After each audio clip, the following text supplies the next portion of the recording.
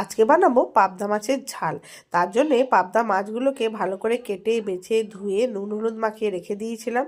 তারপরে কড়াইয়ের মধ্যে তেল গরম করে এই পাবদা মাছগুলোকে দিয়ে দিয়েছি। তারপরে পাবদা মাছগুলোকে এপিট ওপিট করে হালকা করে ভেজে নিয়েছি, খুব কড়া করে নয়।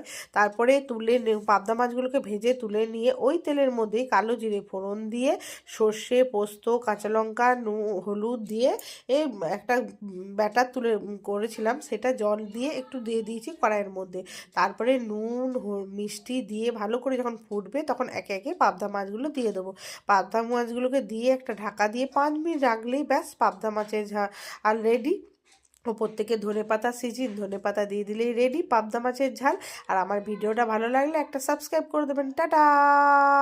আর গরম গরম ভাতের সঙ্গে এরকম পাবদা মাছের ঝাল করে খেয়ে দেখবেন, দারুণ লাগে। পাবদা মাছের ঝালটা গরম ভাত আর পাবদা মাছের ঝাল আর কিচ্ছু লাগবে না।